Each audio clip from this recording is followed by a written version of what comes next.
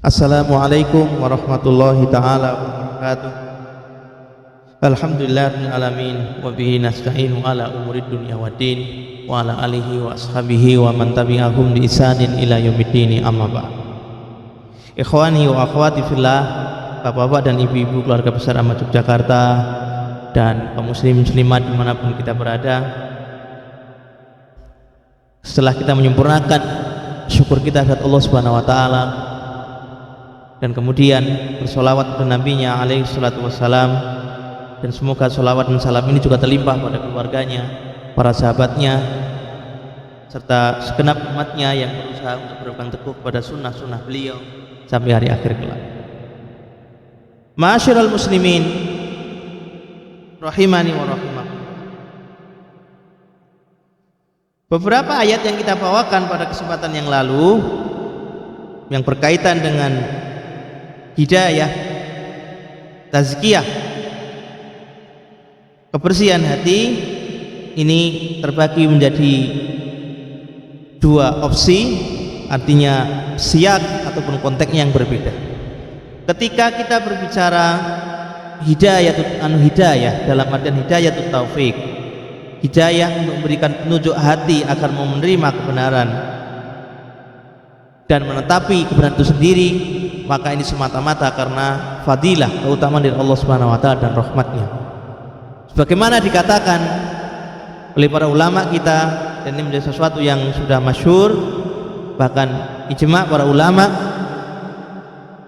bahwa masuknya seseorang dalam surga Allah Subhanahu wa taala ini bukan karena amal perbuatan yang kita lakukan. Ini sebuah kaidah bahwa kita memasuki surga Allah Subhanahu wa taala bukan karena disebabkan oleh amal-amal yang kita lakukan, bukan itu. Yang menyebabkan kita bisa masuk surganya Allah Subhanahu wa taala itu karena fadlullahi wa rahmatuhu, disebabkan oleh keutamaan dan rahmat atau kasih sayang Allah Subhanahu wa taala atas hamba-hambanya. Jadi ini berkaitan dengan hidayah taufik. Sehingga benarlah firman Allah Subhanahu wa taala yang kita bawakan pada kesempatan yang lalu, walaula fadlullahi alaikum wa rahmatuhu mazaka minkum min ahadin abadan walakinallaha yuzakki man yasha. Kalau bukan karena fadilah Allah dan rahmatnya, maka sekali-kali kalian tidak akan mencapai tazkiyah, mencapai kebersihan jiwa untuk selama-lamanya. Walakinallaha yuzakki man yasha. Akan tapi Allah Subhanahu wa taala memiliki hak prerogatif untuk memberikan kebersihan hati, memberikan iman, memberikan rahmatnya kepada siapapun yang dikehendakinya. Ini yang dimaksud sini adalah hidayatut taufik, berupa keimanan, rasa penerimaan terhadap kebenaran, kemudian kemampuan secara rohani untuk bisa mengamalkan sesuatu yang menjadi keyakinannya, yang menjadi kebenaran yang telah diyakini. Sedangkan ayat yang pertama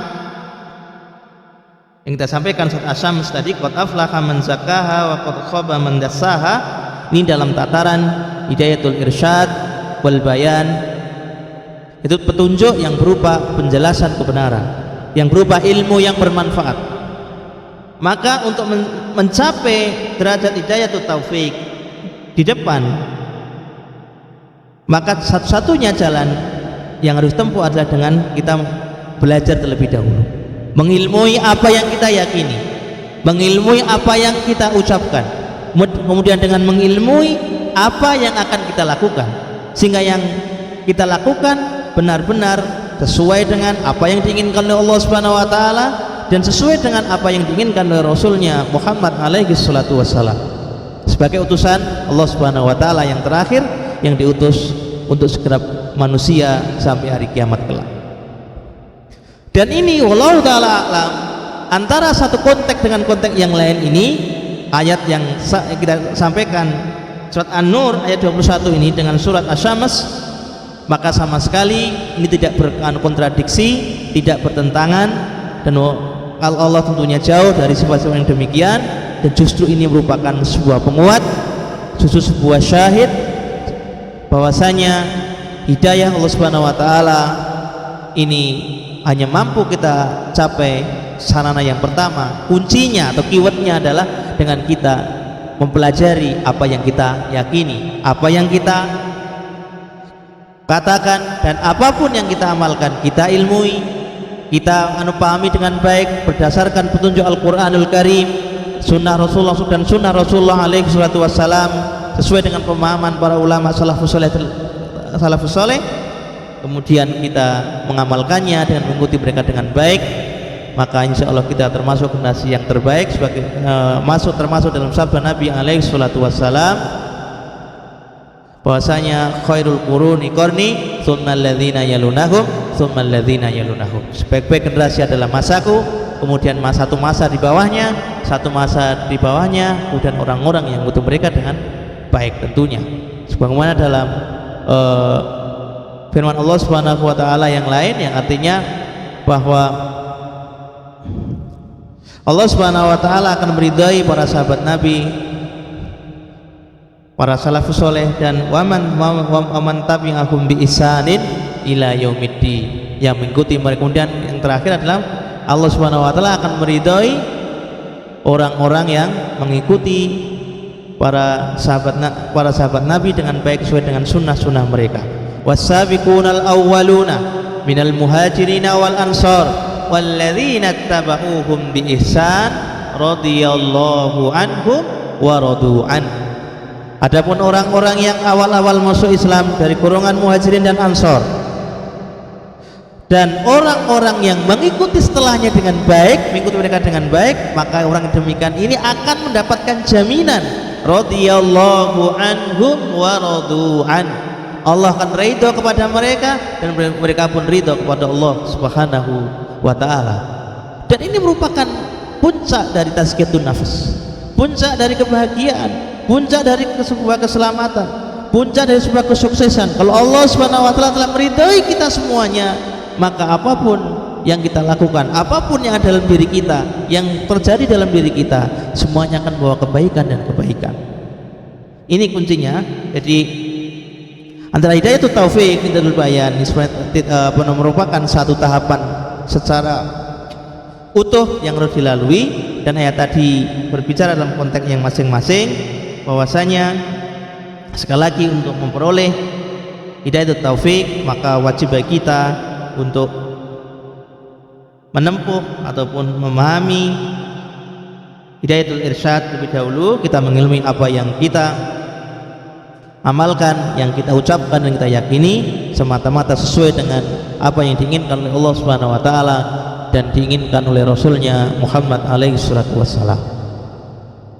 Dan tazkiyatun nafs ini yang berupa keridhaan Allah Subhanahu wa taala, bahwa orang yang telah diridhai oleh Allah Subhanahu wa taala pada hakikatnya dia telah mencapai tazkiyatun nafs, telah mencapai derajat jiwa yang sempurna, dan mereka lah yang akan diselamatkan oleh Allah Subhanahu wa taala di akhirat nanti, ketika tidak lagi berlindung, tidak lagi syafaat kecuali yang datang dari Allah Subhanahu wa taala.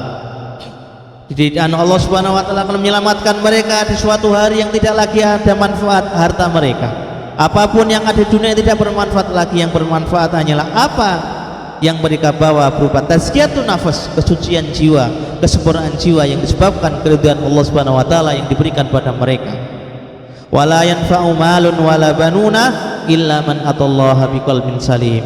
Dan tidaklah ada manfaat anak, keturunan dan harta kecuali nanti pada hari kiamat yang datang pada Allah Subhanahu wa taala dengan hati yang salim, dengan hati yang selamat, dengan hati yang bersih, hati yang sempurna, hati yang luhur, hati yang sesuai dengan apa yang diinginkan dalam fitrahnya oleh Allah Subhanahu wa taala, hati yang bertauhid, hati yang diisi dengan tauhid pada Allah Subhanahu wa taala, hati yang telah mencapai derajat tertinggi sebagai pengamalan firman Allah Subhanahu wa taala, wa ma khalaqtul jinna wal insa illa liya'budun, bahwasanya tidaklah kata Allah Subhanahu wa taala aku ciptakan jin dan manusia kecuali akan mereka menyembahku. Ma'asyiral muslimin rahimani wa rahimakumullah. Kemudian Syekh menjelaskan makna lebih dalam tentang dalil surat Asy-Syams ayat 9 dan 10 ini, qad aflaha man zakkaha wa qad khaba man dassaha. Saya mengatakan wal maqsudu huna adapun maksud di sini amaron nasa bitazkiyati anfusihim, bahwasanya Allah Subhanahu wa taala memerintahkan manusia untuk membersihkan jiwanya, membersihkan jiwa-jiwa mereka, wa tahdhiri min tadsisiha, dan adanya ancaman, adanya warning bagi kita semuanya agar sampai kita mengotori jiwa kita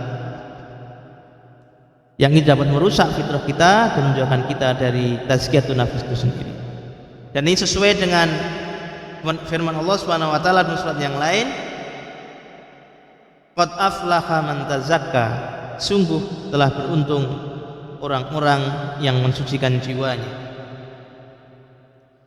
Falau qaddira annal makna, apabila yang dimaksud dalam ayat qad aflaha man tazakka, falau qaddira annal makna, seandainya makna yang dimaksud dalam ayat ini adalah aflaha man zakallahu nafsahu, bahwa yang dimaksud dengan makna ayat ini adalah beruntunglah orang-orang yang Allah bersihkan jiwanya, maka tentunya lam yakun fi hadza amrun lahum wala nahyun, maka tidak ada perintah atau pelarangan untuk melakukan tazkiyatun nafas. Kalau hidayah, kebersihan jiwa ini pokoknya Allah Subhanahu wa taala deh, enggak usah ngurusi orang lain, kita diam aja. Nanti memang takdirnya mau bahagia itu Allah Subhanahu wa taala yang ngasih. Takdirnya mau surga ya Allah yang akan memberikan surga. Menjadi orang baik Allah tentukan, kita enggak usah sok sok aktif. Kalau itu yang makna yang diharapkan, maka itu sesuai dengan kaidah yang semestinya, bahwa ketika Allah Subhanahu wa taala ini memerintahkan sesuatu ataupun Allah Subhanahu wa taala melarang sesuatu, tentulah ada hikmah. Allah mengancam sesuatu atau Allah memberikan kabar sesuatu, artinya kalau kita melakukan hal yang sebaliknya, kita melakukan mafhum mukhalafahnya, tentunya akan berimplikasi hukum. Artinya apa?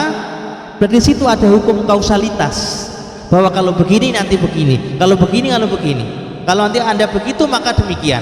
Ini merupakan hukum kausalitas, dan itulah yang insyaallah taala wallahu taala alam yang munasib, yang tepat untuk menjelaskan makna ayat yang kita sampaikan di muka, qad aflaha man tazakka, atau ayat yang sebelumnya qad aflaha man zakkaha wa qad khaba man dassaha. Demikian yang dapat kita sampaikan untuk kesempatan hari yang mulia ini. Mudah-mudahan Allah Subhanahu wa taala memberikan istiqomah dan memberikan kita tazkiyatun nafas berupa iman, tauhid kepadanya serta husnul khatimah. Wa akhiru da'wana alhamdulillahirabbil alamin wa billahi taufiq wal hidayah. Assalamualaikum warahmatullahi wabarakatuh.